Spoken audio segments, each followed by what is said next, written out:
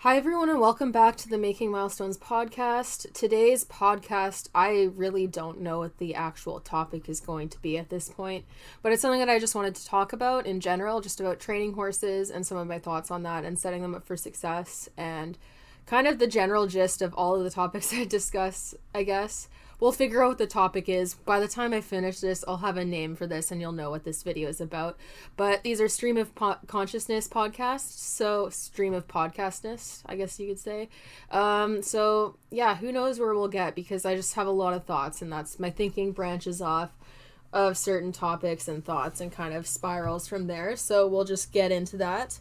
But first, I just wanted to let everyone know that I'm releasing a bunch of new riding apparel on the amoreequestrian.ca website, A-M-O-R-E equestrian.ca. I'm releasing some more base layer colors for summer base layers, as well as some riding tights coming up in the near future and summer shirts coming out really soon, short sleeve riding shirts. Those will be up quite soon. I'll post about it on my pages as well once those are ready, but please check those out. I'm trying to move as much inventory as I can because I have a bunch of stuff that's now arriving that I would have placed orders for months ago, and I want to start moving inventory so that we can prepare for the potential high vet bills and definitive one, at least for the MRI for Milo.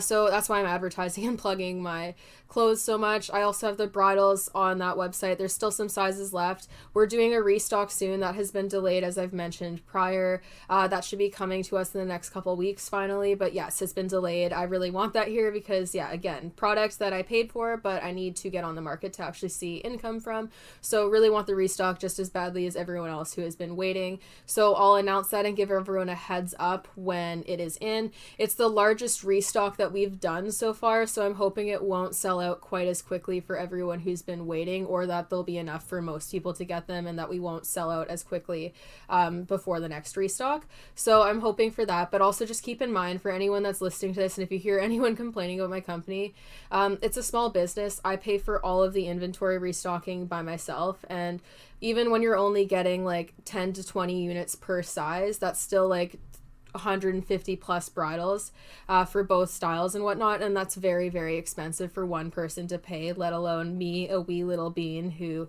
is new to the business realm. So that's why the restocks aren't huge. It's not because I'm trying to screw everyone or trying to create like false desperation by having them sell out quickly. It's because I can only afford to do smaller restockings, and as the business grows, we'll be able to do larger ones. So if you haven't been able to get a bridle yet, just be patient and watch my pages, because I promise I'll give you a heads up when those are going to be arriving, and we'll have a restock date so that people who want to get their orders in right away to guarantee that they get one can do so. And yeah, the apparel will be releasing soon. I still have 10% off store-wide on both the Amore website and my shop milestoneequestrian.com merch website. If you use code Milo at checkout, you can get 10% off, and that's just to kind of generate some more sales as we prep for his big upcoming vet bills.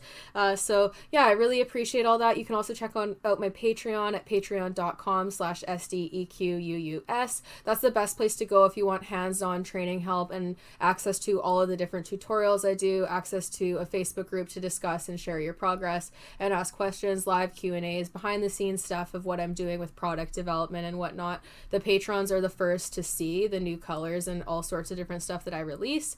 It gets shared there so that they get to see the process of that, in addition to getting training help and all that jazz. Depending on what tier you choose, you can start at just $1 a month. And yeah, Patreon's super helpful because it helps me continue to develop the podcast and also put money towards the odd expenses like having my horse need a very expensive MRI. And it's also just a great place to go if you want training help. I do try to offer free help as well so that people can occasionally get that, but honestly, it's very time consuming, and I really appreciate people supporting me in exchange for that help, because it's easier to just give it all in one place and put all those tutorials in one place where they are appreciated, and then I get compensated better for my time. And I still think that we need free access to learning materials for anyone to learn from, which is why I still like to provide some free access, but for in-depth stuff that requires a lot of my time, and for like hands-on training help and specific questions or video critiques, I have started to do the paid stuff now, because I do think that what I offer is worth the money, and I think that I already give a lot of stuff out for free. So that's kind of why that difference has changed. Like, I wasn't as comfortable charging for stuff before, but I'm at the point now where I don't have the time to do everything for free, and that I'm at the point in my career where I need to do some paid work. So I hope people can understand. It helps me build my business and kind of continue building and fighting the good fight in the horse world and doing the things that I want to do. So I appreciate any and all support from that. I also have a PayPal tip jar for people who want to support the podcast or Milo's recovery and vet bills without doing like a monthly subscription. And you can do that at paypal.me/milestone equestrian, all one word. And yeah, thank you so much. I'll put those links also down in the description of this podcast, and then we're just going to jump right into this.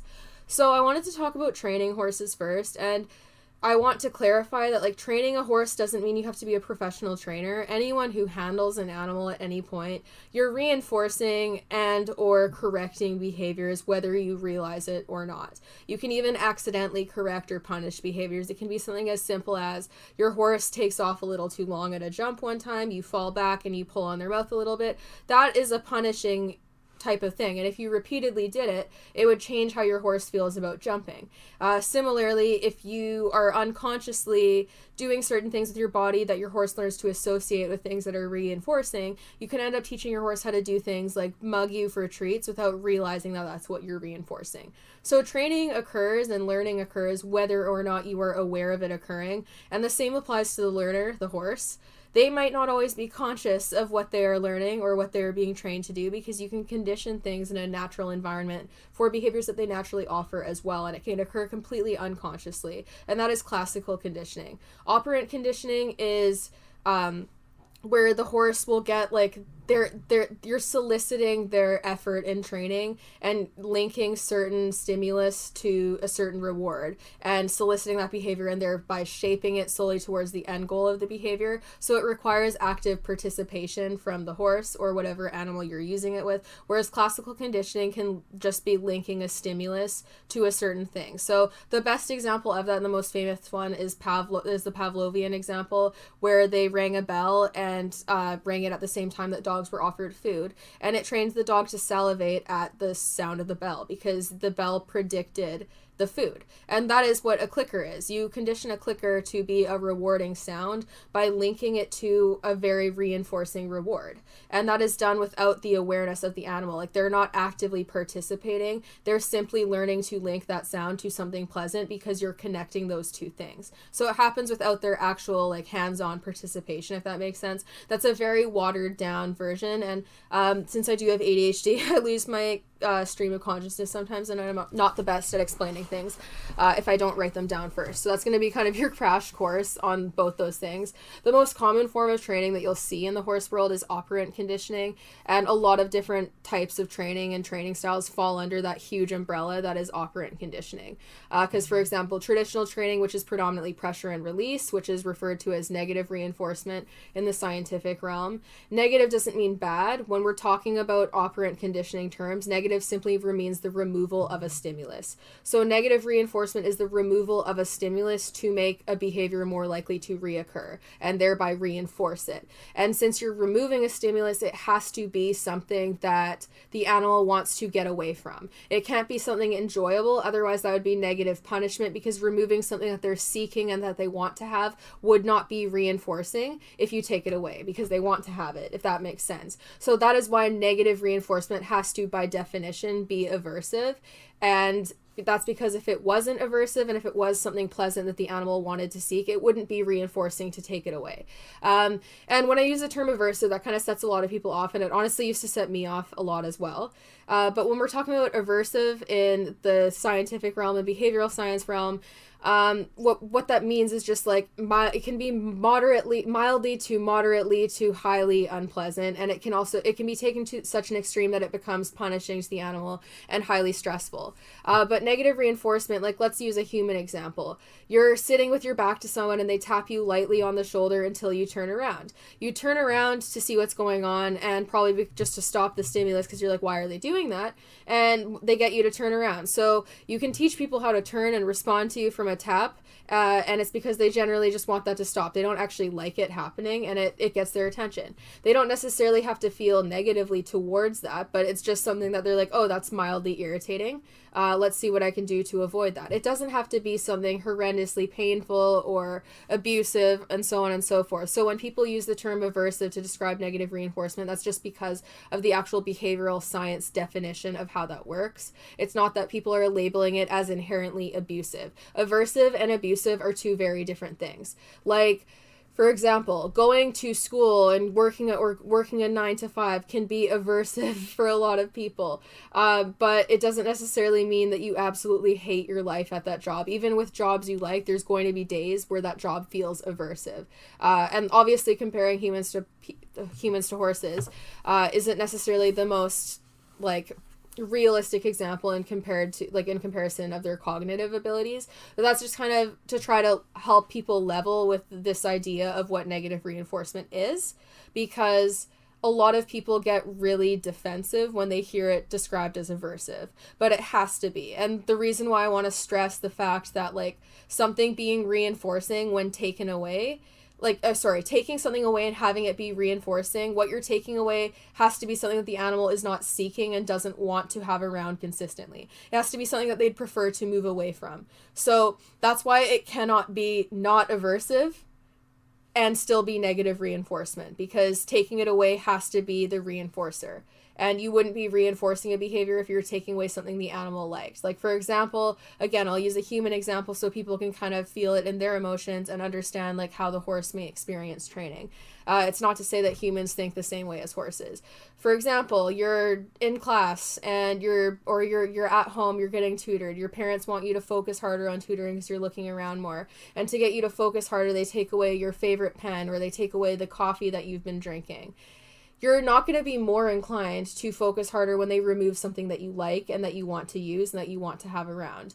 On the flip side, if you were given a treat for focusing, like a coffee, Tim Hortons, Frappuccino, Starbucks, or some type of delicious thing, or something that you like, even something like getting your nails done or getting your hair done or getting something paid for. If you're given something that you like, you're more inclined to actually do the thing that you're being told to do because you're receiving something that you like.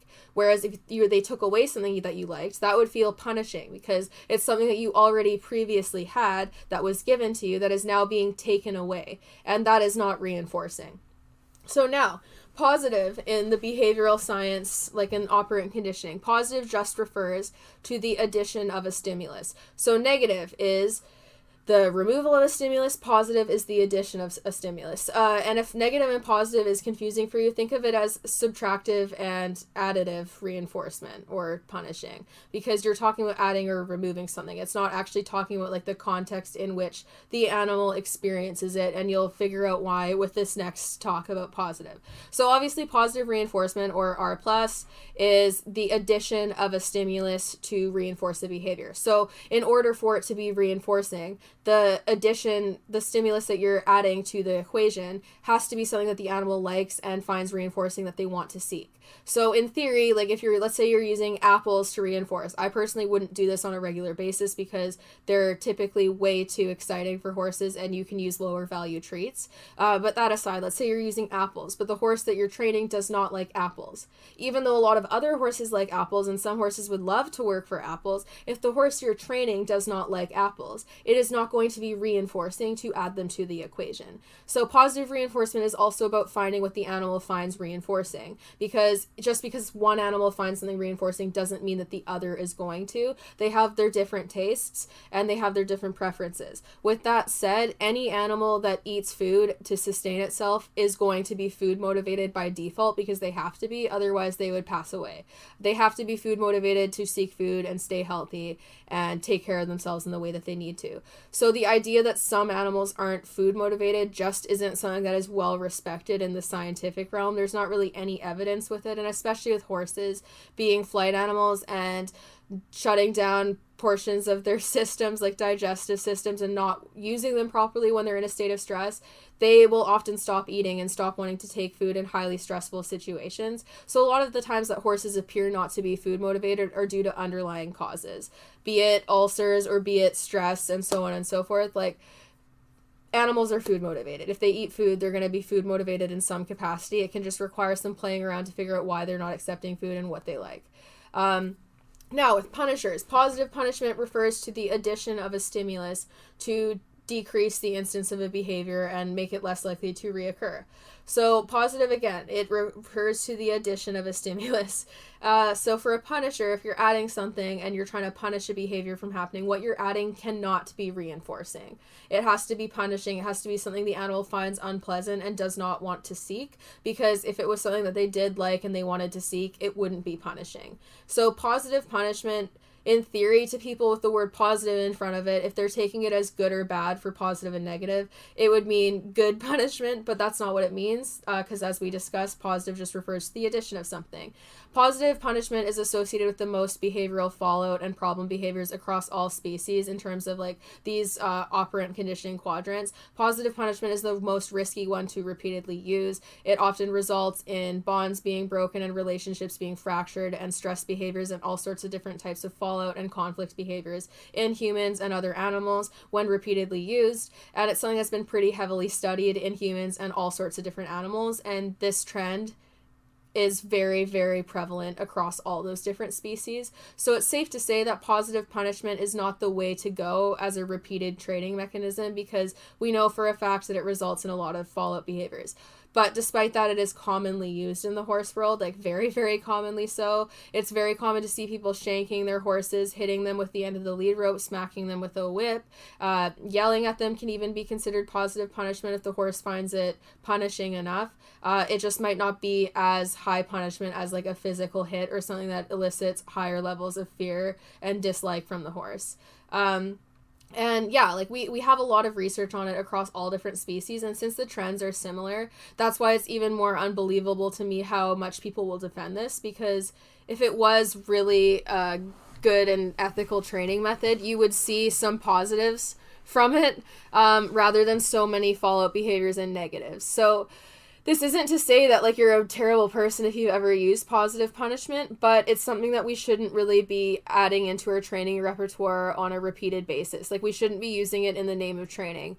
It can be hard to break the habit of going right to that, especially when you've been taught how to like that's the only way to handle behaviors like biting and so on and so forth, because it becomes habitual. And it being punishing, it doesn't even mean that you're laying into your horse to an abusive extent. Like technically even flicking your horse's nose when they nip at you would be positive punishment because they don't like the flick. It doesn't necessarily need to escalate to the point of immense cruelty. So it's very easy for people to downplay, but the detriments still apply. And if you repeatedly use it, those detriments become more prevalent and more likely, because the problem with positive punishment, we've talked about this in other podcasts, but I'm assuming I have a lot of other listeners now, so I want to go over this before we get into the other stuff. The problem with it is that it only seeks to mask the behavior, which is the symptom of an underlying motivation, rather than actually dealing what causes the behavior. So the problem with this being such a prevalent type of training in the horse world is the fact that we're causing people to effectively mask communication from their animals. They've studied on all types of animals, and it's shown that like animals that are punished more heavily are less likely to engage in like trialing new behaviors in training to try to find the right answer, because giving the wrong answer runs the risk of being punished. So it actually makes them harder to train. They typically don't learn as fast as animals trained with positive reinforcement.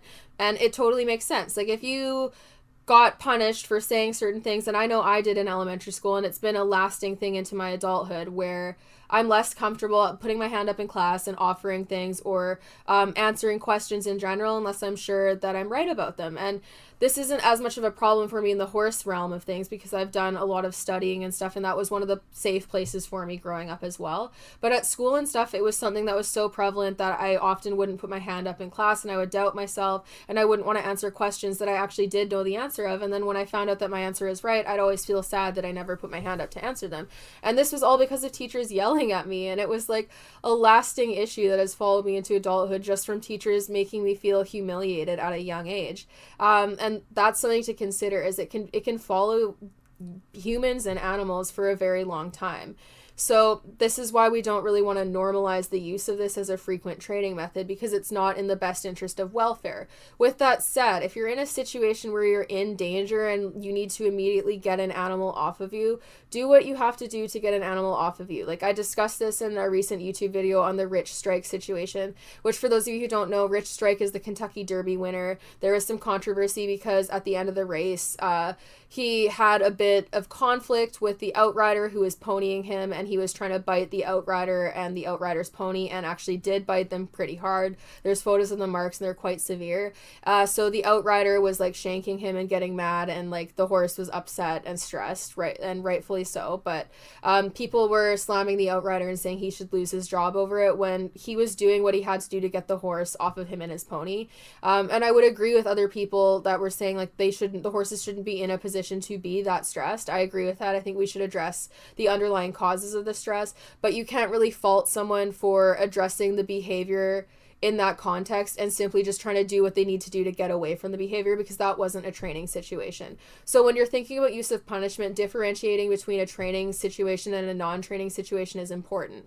Like, for example, if I was about to get run clear over by a horse and the only thing I had to protect me was a pitchfork, I would hold the pitchfork out sideways to try to create a barrier. And if the horse ran into it, it would probably be punishing. And it's not the nicest way of teaching them how to interact with people properly. But if it's between that and me getting run over, I'm going to pick safety in that instance, because I can work on the behavior during a training situation. Or, for example, if a horse is trying to like lunge at me aggressively and I'm in a place where I'm cornered and I can't duck out and there's no barrier system because I haven't been prepared for that, same thing. I'll do what I have to do to keep myself from getting murdered by a horse. But with that said, like, my entire training process is to avoid situations like that by not having the horse go that far over threshold in the first place. So if I run myself into a situation where I'm in imminent danger, then I have to think about what caused me to be in that situation, what the underlying factors were, and try to handle it better next time, because that is my job as the horse's trainer and advocate. And whether or not you're a professional trainer or not, you need to think of yourself as one of your horse's trainers and also their advocate. So you owe it to the horse to question why they engage in certain behaviors and try to get to the bottom of what happens just before they do it, what happens after, does it happen in certain situations, why is this happening, and kind of explore that, because you're their advocate. And how they behave during training is a reflection of you as a trainer. So if a horse is always difficult to handle and you need to constantly be using harsh equipment to manage them, that's a reflection of you as a trainer. It's not the horse. And the problem with a lot of these problems that make horses the most dangerous and make people the most likely to use really punishing methods of training and types of training gadgets that use pain as a punisher to prevent animals from doing unwanted things. The problem with it is that the punishment actually increases the likelihood of these erratic, seemingly out of nowhere behaviors and stress behaviors and follow-up behaviors. And people use the unwanted behaviors as a reason to use more punishment, even though the punishment is likely a highly contributing factor to a lot of their problem behaviors. And also you have to factor in like management, pain, general stress level, and all that stuff. Like, it all contributes. There's so many different factors.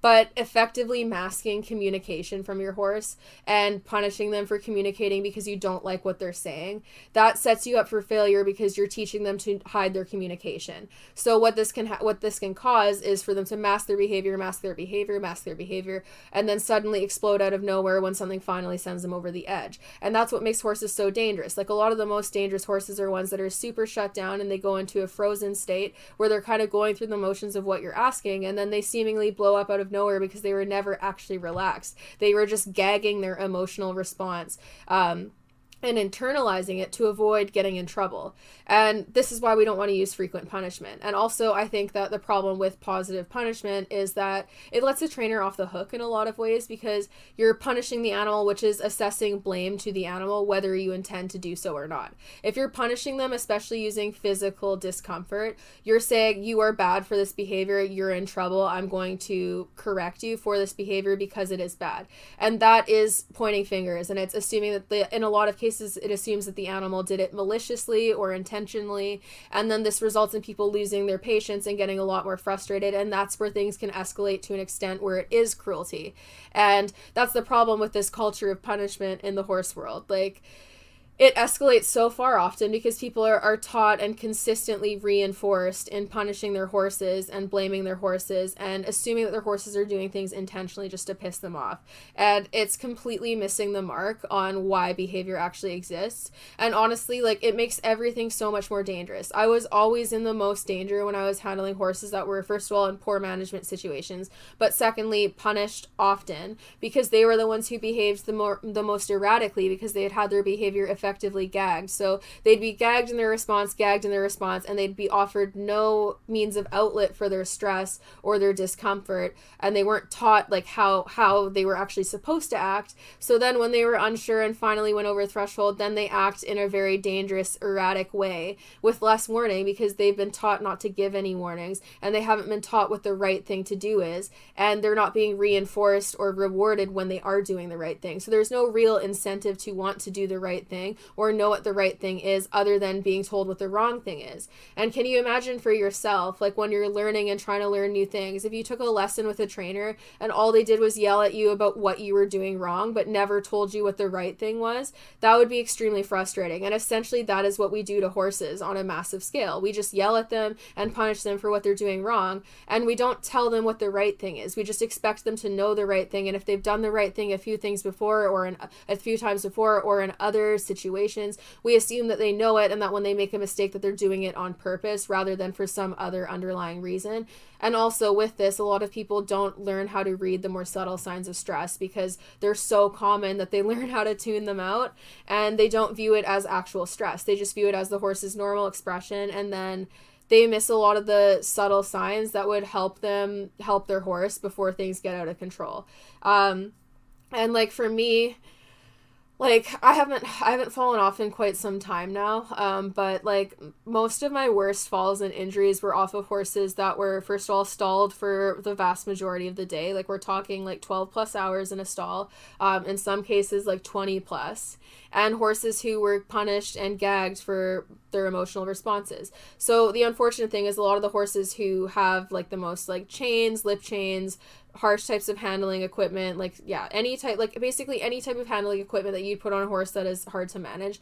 Most of these horses are the ones that are in the worst management situations because they act super erratically when they finally do come out of their small enclosure because they have so much extra energy and stress and probably some physical issues going on that they become hard to manage. And then people use equipment to gag their response, which never actually effectively teaches them the skills that they need to handle the stress and learn how to de-escalate it and learn how to self-soothe and learn what the right thing to do is and what the person wants.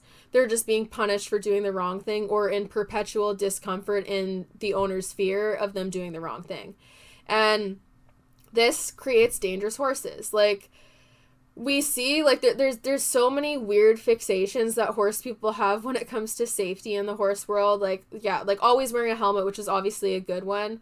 But like all sorts of, like, yeah, always make sure you're like standing at the side of your horse, never stand in front of them, and all these things. And in theory, they're good ideas, but where it misses the mark and where it kind of bothers me is that they're not addressing what actually makes horses the most dangerous, which is their stress. So it doesn't really matter if you're wearing like a helmet, a body protector, and like literally like all the armor that you could find, if the horse is so stressed and so pent up energy wise and so anxious that they're always going to be unpredictable and erratic and have big reactions to things.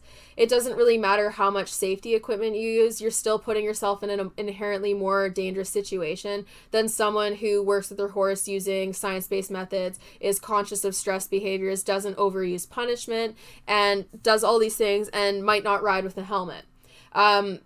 That's a hill that I'll kind of die on. Like, I'm very pro helmet. I basically never get on a horse without a helmet. But sometimes when I'm playing with my horses, since they live at home, I'll sit on them in the field and stuff without a helmet on. But it's just for walking around. It's not for anything serious. And obviously, yes, that does come with a risk.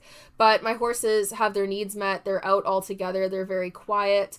Even after time off, they're the same because they have their needs met and they don't have the same high level of stress. So they're inherently less unpredictable to handle, which makes them safer. Would I ever, with with like in a million years get on a racehorse without a helmet on? Hell no. Would I ever get on not like any of my client horses that are in for training without a helmet on? No. Would I ever break a horse without a helmet on? No. All these things are like, yeah, so like it's kind of the risk assessment, but like horse people misrepresent like what the actual risk factors are, because there's actually been quite a few studies done on like reactivity in horses and unpredictability in horses and contributing factors to like injuries to humans from horses. And horses that are higher stress are way more likely to hurt people.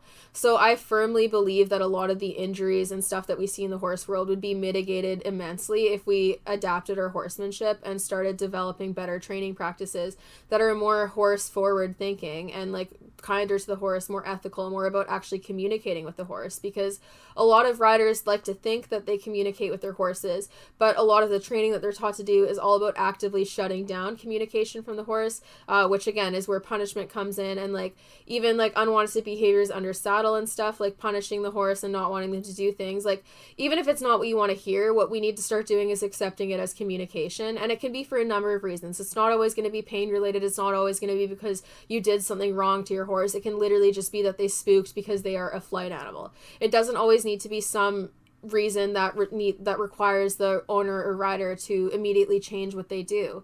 But we need to view it as communication. And even as a trainer, like there's instances where I have horses in training and we're working on things and I try to make things really quiet. If a horse explodes or has for me, exploding is literally just like shooting forward and spooking away. Like if they do anything like that, it's a sign to me that I stepped a little too fast. Like even if they just jump away from me when I'm desensitizing them to something, it's a sign to me that I stepped a little too fast. So then I need to go slower and I need to figure out the ways to make the horse less nervous of whatever I'm introducing them to. And I need to view that as feedback.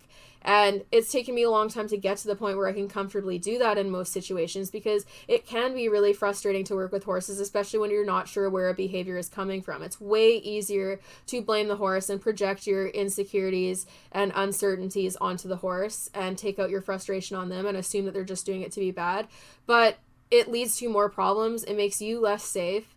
And it doesn't help your horse at all learn how to navigate the human environment and learn what you want them to do. Like horses don't view us as other horses. This has also been displayed in study. They don't view us as other horses. No matter how hard you try to mimic their behavior, they know we are not a horse. So trying to be like a horse and using that as a reason to justify punishment is flawed. They know we're not horses. Any punishment coming from us is going to be viewed exceptionally differently from a horse punishing another horse. And also with that in mind, in healthy horse herds, that they've, again, there's studies on this as well, horses typically just warn each other. Like distance increasing signals can be things that in theory look aggressive, like pinning ears, snaking their head, kicking out, but very rarely do these signals actually result in any connection. It's usually just about increasing distance. So they'll threaten to kick, but they very rarely connect in a healthy environment where they aren't resource guarding and where they have their needs met and they're having enough food. Like they very rarely connect. My horses play all the time in the field and they will bicker sometimes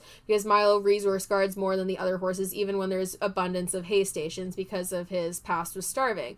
And I've also noticed that when he's more uncomfortable physically, he's more likely to resource guard. So they do have moments where they're like, get away from me, I don't feel like spending time with you right now. But it is like basically unheard of to actually see instances where there's like a clear kick mark or an injury that has been sustained from another horse actually intentionally trying to harm the other and cause damage. Like when they do get nicks and bites, it's from them playing, because they're all boys and they like to climb each other and they like to play fight just like young human men typically do. They're very similar. But distance increasing signals are typically what people see and view as aggression. So with that also in mind, like humans don't really give horses very many clear warnings before they punish. So that's also why it's unfair to compare us to other horses, because horses typically try to live in harmony and they'll give each other a lot of warnings before they finally are like, okay, that's enough. I'm going to actually connect with you now. So yeah, not only do they not view us as horses, but also like they don't punish as freely as humans do in training. And also, with that in mind, even if they did view us as horses, we're not asking them to do horse-specific behaviors. We're asking them to do some completely different things. So if they respond with confusion and respond in a way that we don't like, it also isn't very fair to punish them because they don't know what we want them to do. It's our job to show them what to do. That is our job as like horse handlers and riders, is to guide the horse in their learning journey. It is not to make it a dictatorship, to make it so that they can't communicate with us and all those things, and then still try to claim that these horses like their jobs. And again, like, this is something that I used to defend, and I used to get sensitive about when people are saying the same things that I say now. I used to get very defensive, but now, like, looking at it and like actually learning about learning theory and behavioral science, I'm kind of like, yeah, like, what incentive do a lot of horses have to actually like what they're doing when they're never rewarded for doing the right thing? All they're done is like punishment or the removal of something inherently aversive, without the necessary clarity for it. Because also, negative reinforcement requires way better timing than even positive reinforcement does. If the timing's even slightly off, it can be confusing and punishing to the horse. And most riders, even if they learn from the same instructors, their timing is going to be different. They're going to ride slightly different, so the aids are going to feel slightly different. So this requires horses to adapt in a whole lot of different scenarios, or potentially become confused and punished, which is more of a reason, in my opinion, to reward them for things and to make training more engaging and fun.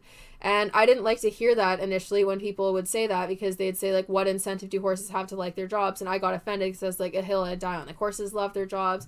They like working with us. Like, they like their people, this and that, and just wanting to defend it and being like, oh yeah, you're being like a tree hugger, blah, blah, blah. Like, but, like, yeah, we don't really give them an incentive to like it, because we're not actually rewarding them for very much at all in the traditional realm of things. So this isn't to say that you need to become like a purely positive reinforcement person, but think about the fact that we're asking our horses to do lots of physical exercise and do things for us that are inherently unnatural. And if we're going to do that, we owe it to them to pay them in some capacity, or at the bare minimum, allow them free communication with us, even if we don't like what they're saying, because it's our job to address why they are saying things we don't like. Like, with our human friends, when they say we've hurt their feelings, we're not just like, oh, you're on your own, or we don't just like slap them across the face and be like, no, bad, don't tell me that I hurt your feelings, shut up and don't say anything, because most of us care about them and we want to communicate with them and we want things to be better. And most horse people do love and care about their horses and want their horse to be happy and want things to be better, but they've been so misled and taught completely incorrectly, like, a lot of behavioral science and learning things, and also things about equine behavior, that have led them to hold these beliefs that have no real merit and just don't hold up in practice or in study. So it requires us to do a lot of self-reflection and really consider what we've learned and who taught it to us, and whether or not there's inherent biases in what we've learned. And also just thinking about it from a logical standpoint, because most of us respond better to rewards-based systems than we do anything else as well, because it incentivizes us. Like, think about yourself with your job. Would you work your job if you were not being paid for it?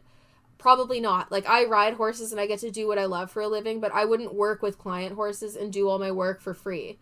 What incentivizes me to do it is the pay, the reward. And I think that we owe that to our animals if we actually want them to be engaged in training and listening and want to train. And also with that, if we don't want them to be having a high instance of problem behaviors and unwanted behaviors and instances where they're showing us their displeasure, then we need to make things pleasant for them and we need to be considerate of them. The other thing that is a problem with traditional horse training in a lot of ways is that because it is so heavily punishing and about masking behaviors and forcing horses into doing what we want, we could miss out on a lot of communication that would help us diagnose horses with issues faster and help us address soundness issues faster and help us get to the bottom of potential health issues before they become a major problem. It can also help us get horses to their top performance if we take it as feedback, because if they're having problems that are limiting their training, and instead of just going, oh, let's try this new training gadget or this different training exercise that is about like forcing the horse to do what you want, instead of doing that, if you go, why are they doing this? This new behavior started, why are they doing this? Let's get to the bottom of this. You can improve your horse's trainability and also their athletic performance by mitigating what is causing them discomfort or displeasure or confusion. And communication and being listened to and the ability to like voice their opinion on something and have it be heard, that is very freeing to a lot of horses, and it limits and reduces their stress immensely if their rider just listens to them, and that is even without adding any rewards to the system.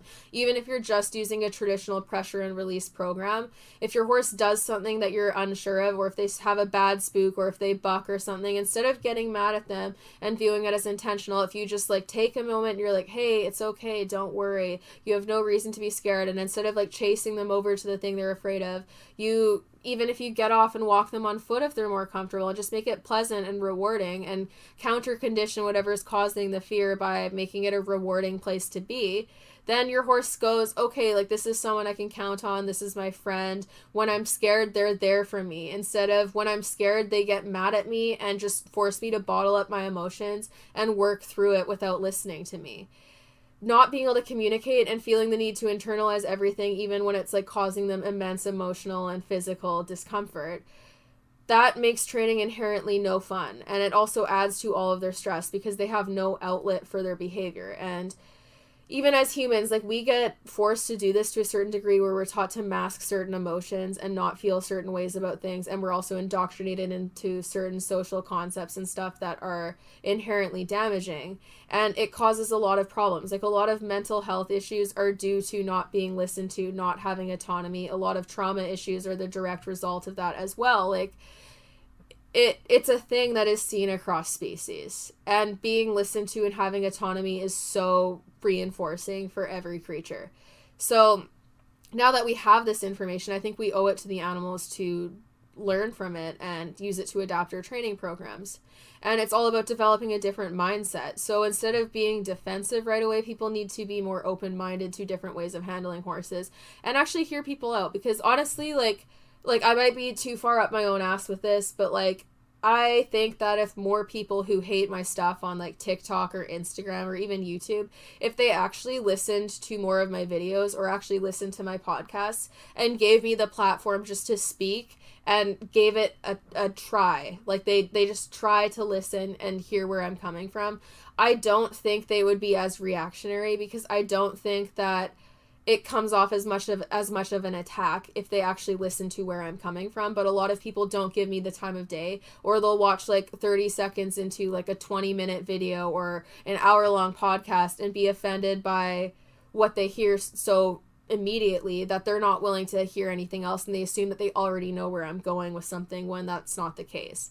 Because this isn't about insulting all traditional forms of training. It's about bettering the training to be safer and more harmonious for both horse and human. And that's not something we can do if one side of that relationship gets no ability to communicate, and if the other side has like the monopoly on communication and can shut down any type of communication from the horse as they please. Even stuff like training gadgets like draw reins and stuff, it's about shutting down communication, because you're taking away the horse's ability to carry themselves how they may be most comfortable or how they might understand to do at this point. You're using a leverage and pulley system to pull their head down and make them stay in a position that they may or may not be ready to carry, and that renders their ability to communicate a lot more useless. Like even if they need to toss their head for a fly or do something like that, when they're tied down like that, they don't have the same freedom to do so. So even the equipment we use, even if we're not using it consistently with the intention of punishing, it can be uncomfortable, it can be punishing, and it can result in the horse having to mask and bottle up their behaviors. And a horse who's internalized everything and bottled everything up is so much more dangerous. I can't stress this enough. All of my worst injuries have come from these types of horses. All of the horses that are the most dangerous when they first come into training are ones who have been taught not to communicate and forced to internalize and bottle up all of their emotions, and then they don't know what to do. They expect people not to listen to them. They expect people not to communicate with them, so then they're perpetually frightened of everything because they feel like they have no one on their side and no one to look to for guidance, and it makes them insecure because they're essentially going out to battle with someone that they also view as like a predator, because the person is the source of a lot of their emotional discomfort and anxiety. So it doesn't teach them the skills that they need to settle and do things in a safe manner. And I hate seeing both horses and humans get injured from this cycle that causes all of these problems. it's so sad, because there's also horses that end up falling through the cracks because they have these stress behaviors that have been conditioned and created over time and consistently masked to the point where they can become explosively dangerous, and people will label them as dangerous, and rightfully so, because they are dangerous. But the reason behind their danger is not just because they're a bad horse, it's because they've had to mask their emotions for so long, and they finally hit a wall where they're like, I can't do this anymore, so I'm just going to go balls to the wall and freak out until hopefully these people give up on me. And then those are the ones that you see going to auctions or just getting passed through hand after hand and never having issues addressed. And a lot of those horses also have underlying pain. Like, honestly, like a lot of horses that have intensive, like, unwanted behaviors, especially if there's not like a clear source of stress, like a clear trigger for it, a lot of them do have underlying discomfort or pain. And it doesn't have to be immense pain. It doesn't even have to be pain where it's like, oh, you need to go rehab this horse and rest it and you can't ride it right now. It can just be mild discomfort. It can even be muscular discomfort, tension from carrying themselves tensely and not relaxing under saddle, their back being sore because they're not lifting it and the vertebrae are pressing closer together, their hooves being sore. It doesn't necessarily need to be stuff that's a major deal, but it could be stuff that is just there. And even if it's something that's minor that they could ignore in other instances, as the triggers start to stack, if there's already a base of discomfort, the more triggers that stacks, the more likely they are to go over threshold, because the chronic discomfort adds to that. And that could be the cause of a lot of behaviors. So it's something to consider, because you can catch things sooner. And like, that's kind of one of my piss offs with like Milo, is that if I was better at doing that and actually like addressing the source of behavior and hadn't been conditioned for so many years to not acknowledge the source and not be curious about why a behavior occurs, or had so many trainers reinforcing the idea that he was just being silly, explosive, and a stupid boy, then I would have been able to address a lot of his issues sooner. And a lot of them were directly related to anxiety, especially at shows, because he'd be so much more explosive at shows because the environment would really trigger him.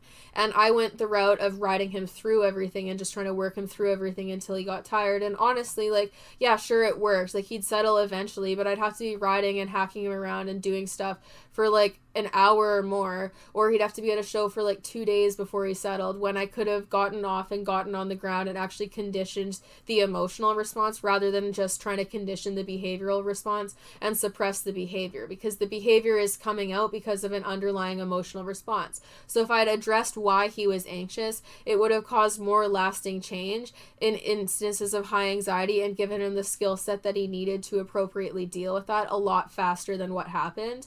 And instead, what I did is like take the long way and the hard way that is pretty reliant on just getting him to kind of be too tired to engage in problem behaviors, and ride him to the point of exhaustion, and not really address the emotional response until like several years into owning him. And it didn't work as fast. Like, I would have had a way easier time dealing with this horse, and he would have been way less reactive than he was, especially as a baby, if I had stopped and learned about like the underlying cause of behaviors. Because like for most of his behaviors, I could recognize that they were coming from like a place of stress, but I didn't really understand the systematic approach of like conditioning that, like counter conditioning that emotional response and helping them relax from the ground. And I didn't personally think it was particularly successful because I'd never tried it, and no one that I had seen or respected in the horse world was doing it at that point. So I was really put off to it. But I said this on like a YouTube live as well. Like, his bucking after fences and stuff, I can almost guarantee you it was due to sore feet. And if it was something that I had considered sooner and addressed sooner, we would have maybe got his hoof issues dealt with sooner, even with the lack of help that we had farrier-wise, because it was very hard to find farriers that actually addressed the cause. It was more about, again, masking the symptoms, which is discomfort when the shoes are off, and it's just, oh, this horse needs shoes, they need this, they need that, and not really addressing the pathology that led to his discomfort. And we do the very same thing with training. It's all about masking. Masking the horse's inability to round itself in its neck, masking the horse's lack of desire to settle and walk by putting on a harsher bit, masking the horse's rushing of fences by using harsher equipment. It's about all masking the behavior using different types of gadgets rather than approaching it using systematic exercises and training concepts that are about actually addressing the emotional response. It's about masking. And if we continue to mask things like this and continue to not care about the underlying causes, not only do we make our horses suffer welfare-wise, but we endanger everyone, all horse people, it is so much less safe. There is a better way of doing things, and it's not even about completely uprooting the way you train and manage your horses. It's about simply getting curious and viewing training sessions almost like a scavenger hunt, where you're trying to figure out like what the cause of a certain behavior is, or like a game of Clue where you're trying to figure out, hey, instead of a murderer, you're saying, hey, what is the trigger for this, or what are the triggers, because there can be lots. Like, I can literally watch other people's horses have triggers stack until they explode. I'll tell you a story. At the racetrack last year, I was just there to hang out and watch Janae pony some of the races, and then watch some of the races, and I was standing in the barn while the pony was getting tacked. And she doesn't own the pony, so she has no control over his equipment or anything, but they had hard tied him to a wall with his like noseband, his tie down nylon noseband from like a Western tie down.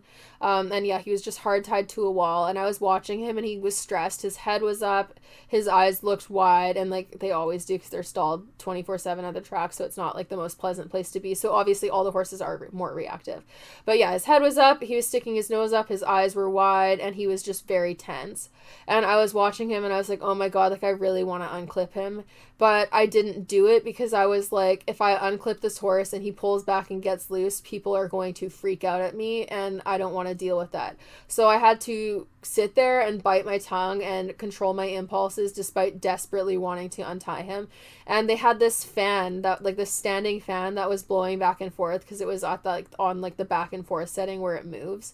And every time the fan blew over him, he'd like tremble and just get even more tense. And I was like, oh my god, like he is going to pull back and explode. And then finally the last trigger that made him go over threshold was someone picking up and moving the fan, and as they were moving it, they didn't watch one of the legs, and it really lightly just like scraped past his hock, and then he exploded and pulled back until he broke the tie down. And thank god it broke, because otherwise he honestly would have pulled the whole stall wall down.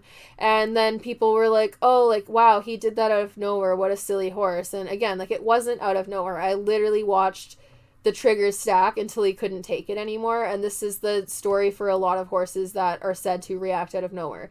You can watch the triggers stack and you can watch their response to things. And yes, they're standing there for a lot of it. They're standing there not reacting, but you can see it in their eyes. You can see it in their posture. Typically, they are tense and they're not okay with it, but they are frozen. Like freeze response is a thing. And I don't know why people view standing still and not reacting as a sign of calmness in horses when they can recognize that as a flight behavior, like a frozen fear behavior in other flight animals.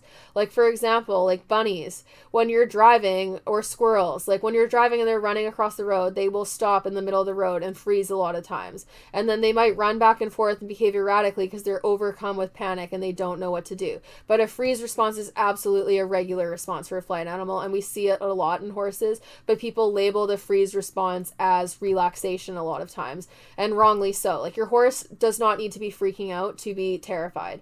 And like, for those of you who are on my Patreon, I'm going to be doing a desensitization series with horses who are afraid. And the difference between my series and other people's is that you're not going to see horses running around wildly and freaking out unless I really screw up and take too far of a step in advance, or some external trigger that I don't have control over causes them to go over threshold. You won't see that, and I don't want that to happen, because desensitization should not look exciting if you're doing it properly. Like the animal should basically not be reacting at all if you're doing it properly. But yeah, the difference between my series and other people's is that you're not going to see these big explosive reactions, or if you do, what I'll say about them is like, yeah, I screwed up this time and I should have been able to avoid that. Next time I'm going to try to avoid that, because that's not what I want. Like if a horse goes that far over threshold that they're reacting dangerously and fearfully, I have lost traction in my training program because I've caused them to be so frightened that they've reacted a big reaction. And then that gives them more incentive to be afraid of whatever I was working on them with before. So it sets me back. I don't want my training sessions to go that way. I view it as a mistake. I view it as a fault. I view it as a negative. In the not behavioral science way, like negative as in bad. I view it as a bad thing, and it's not something that I seek to do. And if I do make that mistake, which obviously can happen because you don't have complete control over the environment, it can literally be something where you're working on something that the horse is afraid of and they're getting better at it, but they're still a little up, and then a branch could break or something, and then they could panic and have a flight response. Then So you don't always have full control. Stuff can happen and horses can react. They are flight animals. This isn't about trying to create the absence of reactions, but it's about trying to set horses up for such success that they don't feel the need to react fearfully. So it's not about perfection, but it's also about holding yourself accountable and being aware of the fact that, like, you don't want high instances of fear in training. You want as little fear as possible. You want horses who are confident and look forward to training with you. You don't want them to be afraid of you. You don't want them to lose trust in you. You don't want them to be having such an unpleasant time in training that they're panicking the whole time. And that's the difference between how I do desensitization now versus how other trainers do it and how I would have used to do it, because I would have done it in ways where I'm essentially chasing the horse with what they're afraid of as they trot or walk around away from me. Like, again, they don't have to be wildly panicking, but if you're continuing to approach an animal as they walk away from you with something that they're afraid of, and you're doing so in a fairly like assertive or aggressive manner, that is frightening for them. They're trying to get away from the thing and you're following them with it while they're afraid of it, which is just reinforcing their reason to be afraid because the thing is chasing them. And giving them a moment and letting them kind of decompress and watch things from a safe distance before bringing them slowly closer to them is a great way to desensitize, because you can't reinforce fear. Like a horse being scared, if you scratch it and you talk to it and take it away from the scary thing until it mellows out, you're not reinforcing fear. You can't reinforce an emotion. What reinforces the anxiety, not even reinforces, what causes the anxiety and the fear, by chasing them with it or doing things that make it more scary to them, you are giving them more of a reason to be anxious and scared. So if anything, like eliciting fear in the first place, and especially doing it repeatedly, all that is doing is teaching the animal that their fear is justified and that whatever they're afraid of is a potential threat. And that's not what we want to do. So desensitization is about going slow, and it should look boring. It should look like the horse is never actually afraid of the thing if you do it right, because you're not trying to chase them or get a big wild reaction. Like every trainer that posts these videos of quote unquote desensitization, I don't even want to call it that, because desensitization is not like, if you look up the term, the behavioral science term, it is not described as eliciting a fear response until the horse stops. That is actually flooding. What a lot of people call desensitization is flooding, where you're chasing an animal with a fear-provoking stimulus until they finally give up and stop reacting, but you never let up on the intensity of the scary thing. That is not desensitization. It is flooding. Look it up. It's not a debate. It's just a fact. If you're going to use behavioral science terms, use them correctly or be prepared to be corrected, because you're wrong. Anyways, desensitization is supposed to be done systematically, so in slow intervals, so as to not elicit high levels of fear. And it's about slowly pushing them out of their comfort zone. So at times when you're introducing the thing, especially when you move into like a slightly higher intensity interval, they might be slightly uncomfortable, they might be slightly on edge, but they should never be afraid or actively trying to escape you. Like good desensitization you should be able to do at liberty without the horse attached to you, because if you're doing it right, they're not trying to get away from you. And even if they do get away from you at liberty, they'll come back because you've not made it an unpleasant association. So trainers that need horses to be attached to them on a line so that they can chase them and get stuff close to them, they are probably going over that horse's threshold of tolerance, because otherwise they wouldn't need to have them on a line. And obviously some people do it for safety reasons and just training preference, but that line should be slack. Like if you're chasing them and they're running away from you, you are doing it wrong. And like I said, I'm doing a desensitization series for Patreon subscribers. It will be for the higher tiers, for the training tiers. But we're going to do like a bunch of different things. So I'm starting with like basic desensitization, like desensitizing horses to like a little flag, sacking them out like with a tarp. And then we'll start to do like hose, fly spray and all that stuff, and how I would work on it with horses, because a lot of horses are afraid of those things, and chasing with them with it doesn't work. And in cases where it may seem to work, you've created a freeze response where the animal is not really fully okay with it. You should be able to do these things at liberty, and it's not about horses always enjoying what you're doing to them, because you can desensitize a horse to not be afraid of the fly spray or the hose, but it doesn't always mean that they're going to enjoy being hosed. We don't always enjoy putting on like sunscreen or doing things like that, but we're aware of the fact that it's necessary, where horses aren't necessarily aware of that. So they might still find it unpleasant, but you shouldn't be having to chase them down and scare them. So that's the other huge problem in training, is that people elicit high levels of stress in horses for no reason, and they mislabel that as desensitization. So people think that that is what desensitization is supposed to look like, when really it's the opposite. You're just flooding an animal to the point where they shut down and freeze up. And that can create a huge problem down the road, where if the horse ever wakes up out of that state or enough triggers stack, then you get a huge explosive reaction. And these are usually the horses that you get where they're technically broke. You can like saddle them and people can ride them around, walk, trot, canter even. But you can usually tell that they have had their communication gagged, because when you're saddling them, they'll be really tense, they'll be flinching, and they might even flinch at riders getting on them, and they're just not comfortable. And those are the types of horses where they could go quite some time being completely fine and seemingly broke, but then like all it takes is for like a branch to skirt over the top of their back, or for enough triggers to stack, and then they go on these crazy bronc fits, again seemingly out of nowhere, and the response will seem too severe for what the final trigger was, because it's the result of chronic masking of emotions and chronic inability to communicate, and just triggers stacking to such a point that the horse cannot gag their response anymore and they have to react. And those horses are so dangerous. So we really need to change our mindset, and it's going to be for the positive, because it'll cause people to enjoy their horses more. The horses will enjoy their people more. It'll render hard to catch horses a complete anomaly. And horses will be waiting at the gates for their trainers and whatnot, and their riders, and actually wanting to engage in training because they are being listened to more. And it's not even about adopting a purely positive reinforcement program. Like, people think that when I criticize traditional training that I'm saying the only way to train is positive reinforcement. That is not the case. I'm just really tired of what we see normalized as traditional training, because it's often not good versions of negative reinforcement training. It's often very poorly applied negative reinforcement training, and it's often all about masking emotions and behaviors in the horse. So that's what frustrates me, because I still do use negative reinforcement, and for horses that are in for regular training that are just here to get ridden, that don't have any behavioral problems, I would use intermittent rewards. So it would be technically negative reinforcement with a cherry on top, as coined by Shauna Karish, where you're just doing infrequent rewards, just as like, okay, here you go, here's a nice thing because that was a particularly good attempt. But it's not using like a purely positive program where you're shaping the behavior using the rewards. So the association of the behavior is still going to be from the standpoint of it being trained with an aversive. But that is still preferable to just having a punishing and pressure-based program that is high-stressed. So it's about making changes that better the welfare of your horse, even if they're not like huge, insane, awesome changes, because obviously, like with how the horse world's run right now, it can be very hard, especially depending on where you live, to find a completely positive program and also find people that will handle your horses in that way, especially when you board and when you're looking for trainers. So it's not always realistic, and it's not always what people want, but there's ways to be way more ethical and considerate of your horse, even within a traditional program, and even when using negative reinforcement. And again, negative reinforcement itself is not bad, but we've taught very poor timing. We've taught an inability to understand and read equine behavior and stress, and this results in it being misused, and it results in this being used to incite high levels of fear and stress in horses.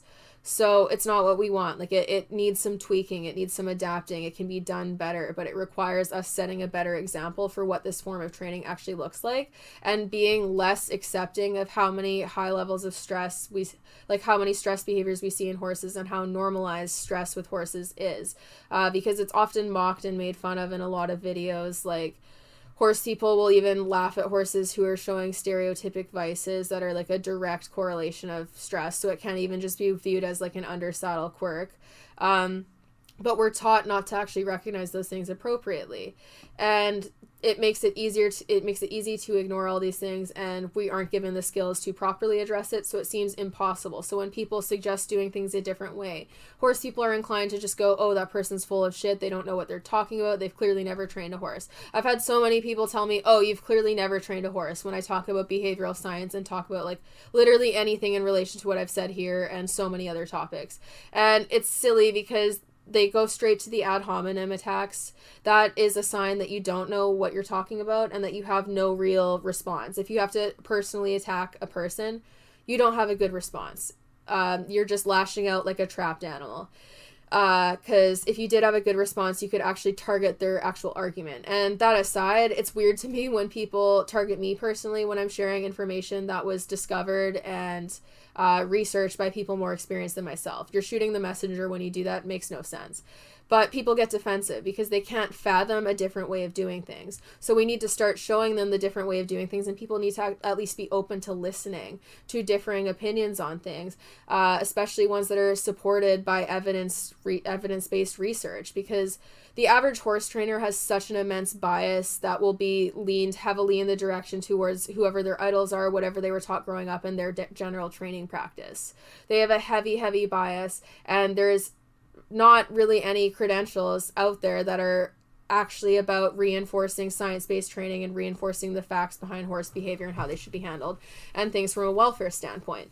So trainers have a huge reason to be biased, and they'll be biased without even realizing it because it is just so prevalent to hold completely disproven views in the horse world, and people are very backed off to science. So it's kind of an echo chamber, and it's really easy to get this reinforced, and then those people will be spreading all that information to other human beings who are just taught to blindly believe it. So the way I see it is that you can trust and respect you can respect your trainer's opinion, and you can trust them about a lot of things, but if they're saying stuff that is deliberately disagreed with by intensive peer-reviewed research, you should lean more heavily towards the side that has less of a reason to be biased, especially if there's very limited information on the side of your trainer to say that they're correct. For example, like people who board places where there's very little turnout, a lot of those people think that their horse is different and that the risks associated with stalling and the stress associated with being stalled too much doesn't apply to their horse. There's no real evidence that that is the case. So people doing that are choosing their own comfort and letting themselves off the hook to just kind of at the expense of their horse. And it's not even about like necessarily having to change your horse's management environment, because you might not have the option to do so in all areas. But if you're aware of the detriments and you're honest with yourself about these findings, then you can adapt the environment to the best of your ability with the resources you have to be more considerate of your horse, or you'll at least be more understanding of why they are stressed. So that's kind of why it's frustrating for me to see people that are discrediting science, and people that kind of like, there's this huge view that I've seen so many different horse people have where they'll be like, oh, well, like science, like you can't train a horse in a lab. Like, so they imply that equine scientists don't handle or train horses, which shows such a lack of understanding for how like research is actually developed and how these studies actually function, because these training studies are conducted in barns. And there's also a lot of studies that are even done on like upper level show horses. So it's not like they're just choosing like wild horses to go look at or looking at things in a lab situation. They're researching things in a real life situation and at shows and whatnot even. And they're also looking at how horses interact in normal healthy situations versus unhealthy ones. And they're compiling all this information. It's getting reviewed by other experienced people who are working to completely eliminate bias. And they're doing it in real life situations. So the idea that equine scientists are just doing stuff in a lab is completely off base. And I don't know where it comes from, other than like my only guess is like first either cognitive dissonance or just complete ignorance, and like not like a lack of awareness of how study and research works. But in those cases, I think people have a responsibility to actually look up what they're arguing against so that they know what they're talking about. Otherwise, you're just trying to placate your insecurity with lies, and that's not for the best interest of your horse. Like, we owe it to our horses to at least be constantly looking for new information. And a lot of people take issue with how stubborn and set in my ways I am, and I get that, because in the past I was stubborn and set in my ways in a lot of ways that were not healthy and were not backed by science and had no real merit. And it was more so me being like a barking chihuahua because I was like insecure and I wanted to defend the practices that I'd had normalized to me for over a decade. And it made me insecure when people criticized them, even if the information they had merit. But now most of the views people take the most issue with are the most heavily researched ones that I hold, and they have an issue with me refusing to back down and agree that they have an equally valid point, or refusing to acknowledge that their horse is somehow different than all other horses as depicted in study, and they get defensive and then they get nasty when I refuse to back down and be like, okay, yeah, you're right, this doesn't apply to you. Because if there's no evidence that there is such nuance with like horses' basic needs and how they respond to training, then I'm not inclined to give people that free pass to completely deny and write off scientific information that they likely have barely even looked into, and that they are only becoming reactionary to because of the fact that I have kind of thrown it in their face with whatever content I'm putting out. And yeah, like, you don't owe it to anyone to coddle their delusion. If there is significant research showing things pointing in a certain direction and nothing on the opposing side, or very little or not enough credibility on the opposing side, until that opposing side is proven to be more valid, there's no real reason to lean into believing that. Or if you choose to, you cannot expect other people to agree with you because you're choosing the less research, less logical side. And denying science is like your choice, but other people don't have to support you in it. Because, like, I don't know, like, I could decide that the sky is like green all the time and try to convince people that, and it wouldn't make it true. I could convince myself of that maybe, and I could argue it until I'm blue in the face, but it wouldn't make it true. And even if you can get people to buy into your delusion, it still doesn't make it true. Being able to find other horse people that will agree with you on things doesn't make them healthy or fair to your horse. A lot of horse people will defend stalling horses 24/7 if they're expensive enough, or if they have a job that they think, like, yeah, being in a stall keeps them cleaner, they don't want them getting sun bleached, and so on and so forth. You can find a lot of people who will defend those practices. It doesn't change the detriments that are associated with them. It just means that you're finding people that are equally as committed to their cognitive dissonance as you. And again, like, when I say these things, I'm literally shitting all over my old self. Like, I'm criticizing my old self. It's not like I'm doing this to be like, oh, screw everyone else, I'm so much better than you. No, I'm not better than you. I used to do all of these same things that I'm criticizing now, and I've grown from it, and I want to talk about that journey and like how I've changed to show people that it is possible. And if people choose to take what I say super personally, then clearly they are recognizing those similarities within themselves, and it makes them insecure that I no longer agree with what I used to do, and that I'm taking issue with a bunch of practices that I used to freely engage in. And then they frame it like it's a personal attack on them and a judgment on them and their care, when really all it is a sharing of information and me criticizing practices that I used to be guilty of myself and that I wish I changed sooner.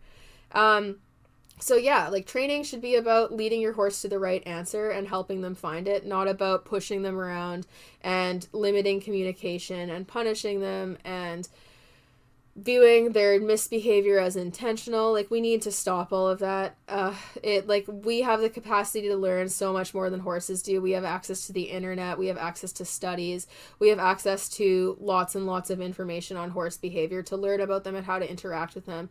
Horses have none of that. They're forced to just exist in our environment and be punished if they make the wrong move, and they have way less resources behind them to change how they behave. And we often don't provide them with enough resources to learn effectively to how to interact with people. So since we have way more resources and we have bigger brains and more ability, the onus is on us to adapt our practices and become better. It's not on the horses. And holding horses to a higher degree of accountability than people is immensely unfair. And honestly, that is what a lot of people do. Whether they admit to it or not, their actions reflect that the horses are held to a higher degree of accountability than they hold themselves to. Otherwise, we couldn't blame them so freely or justify punishing them as publicly or as harshly as what we see in the horse world on a very frequent basis. So we've held horses to a higher standard than we've held ourselves and our own emotional patience and our own anxiety and our own tolerance and our own frustration for like centuries at this point. And it's like, enough is enough. We have the research and the resources to do better now, so we really should. And it's never too late to do better. So even if you regret things that you've done, or it's uncomfortable to think about how something may have negatively impacted your horse, it's never too late to change. And even just learning a little bit and trying to better your practice where you can, when you're able to, that's better than stagnating and doing nothing. Doing something wrong for a very long time is not a good excuse to keep doing it wrong. And a lot of horse people will use that excuse because they'll be like, oh, I've had horses for 50 plus years, blah, blah, blah, blah, and try to use like their anecdotes as a reason to argue their way out of scientific evidence of poor welfare in horses. And they're more committed to arguing their right to continue doing something the wrong way than they are about looking at like, yeah, you've done this way for however many years, but there's evidence that there's a better, kinder way of doing things. So don't you want the last years you have with horses to be the best ones where you can do better by them, or don't you want to better the lives of the horses you have currently? Why not? You know, like, we can do better. And like, if we start to adapt all these practices and training and like care practices, we'll see like soundness go up. Horses will be more sound. There'll be less injuries. They'll be more enjoyable in competition. They'll be easier to handle around the barn. They'll be less dangerous. Like, there is so many positives to be had with changing the traditional mindset around horses and starting to modernize. It's going to impact everyone in a positive way, but mostly the horses, because the horses are the ones who have the most to lose and are forced to suffer the most and forced to hide how they really feel about things and deal with unfair management practices and situations where they aren't having their needs met, and they're expected to not only deal with that, but they're expected to deal with it perfectly without any follow-up behaviors, without any quote-unquote disrespect to people. And it's not fair. Like, we put them in situations where they can't really have good mental health, and then we punish them for having behaviors that are evidence of poor mental health. And if we don't want to see these behaviors, it requires change from us. It's not fair to keep blaming the horse. There are ways to adapt management and training practices, even in this modern environment, to be the best interest of the horse. And that's something that I firmly believe in. So that's kind of, a discussion on training horses and some of my thoughts on that and some of my frustrations. And I think that's it for now. So just remember that you are, whether or not you're a professional trainer, working with your horse in any capacity means that you are teaching them things and you're reinforcing things, whether or not you realize it. So as your horse's advocate and teacher, just keep in mind that it's your job to lead them to the correct answer, not just punish them for the wrong ones. And that if your horse is having unwanted behaviors, that you should view it as a reflection of yourself and your training program, and look at what might be the underlying cause of these unwanted behaviors first, because you can address them a lot easier. And this isn't about having perfection. Horses will still spook. They'll still have moments. They'll still have days where they're more excitable and where they might have some silly or stressed behaviors. You can't completely avoid it, but it's about reducing the instance of these behaviors and also, addressing the underlying causes. So that's just something to think about. Anyways, thank you all for listening, and I appreciate all the love and support of my podcast. It's always super fun seeing how many views and downloads these podcasts get, because it's super humbling and surprising, honestly, because I know my podcast style is unconventional. But thank you, everybody. And don't forget to check out my merch store at shopmilestoneequestrian.com. You can get 10% off with code Milo at checkout. And you can also check out my new clothing releases at amoreequestrian.ca, AMORE, equestrian.ca. My products are under the Milestone page, and you can shop all those now. There are going to be new apparel designs added soon. I'll post about it on my Instagram when they are released, but keep your eyes peeled and check out our new base layer colors, because there's some pretty cool ones, and there's some pretty cool shirts coming out, and then also the restock will be coming up soon.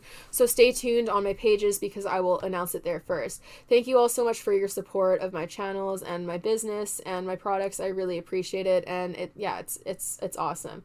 I'll keep everyone posted on Milo and how it goes with his MRI on June 6th.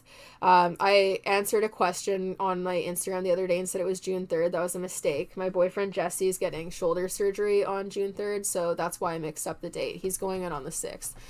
So it's a little over a week away, so hopefully we'll have some answers then, and I hope that they're not terrible and devastating. So keep your thoughts with us, and that's how you can help us out. And if you're interested in seeing any of the future desensitization tutorials and other training help and stuff, I highly recommend joining the Patreon. You can get the lower tiers don't have access to all the tutorials, but they still do have some, and it starts at just $1 a month to be a part of that, and then you'll have access to all the behind the scenes stuff as well, and the ability to join live Q&As and ask questions and whatnot. And then the higher tiers, like the $8 to $10 and above ones, have the most access to the training tutorials, with the Milestone student and those ones having the most, which are like $20 plus, which is Canadian. So if you're American, we're talking like $17 probably, or less. Not very expensive at all, and you can have access to all sorts of different things, and there's going to be lots of tutorials to come, and I also accept suggestions for tutorials that you'd like to see, and they'll just be the more lengthy and in-depth ones, because the patrons get access to more perks, and it's just a better platform for sharing that type of information, and also allowing people to ask questions after they watch it.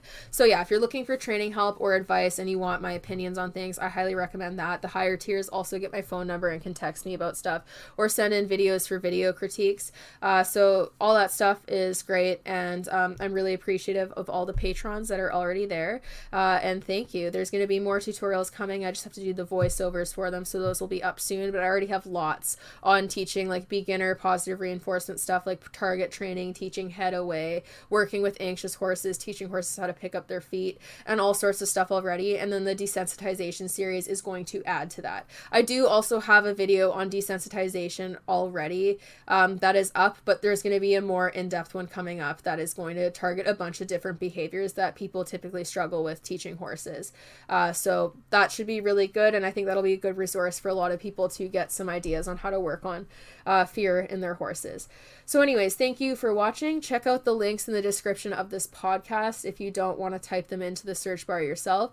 And as always, I appreciate it when people share the podcast, like the podcast, share any of my social pages, share the products, share product photos and stuff. All that stuff really helps, and I really appreciate it. So thank you again, and I'll see you guys next time. We're going to be recording a podcast with Scott Seisler from Mad Barn again soon, so that's really exciting. We're going to be talking about hay alternatives because we're having a hay shortage here, so I'm really excited about that because I want to learn about different types of forage that you can use in the absence of hay. So stay tuned for that one. That'll be coming up in the next few weeks, and that should be pretty exciting. So thanks again, and have a great day, everyone, and happy training and working with your horses.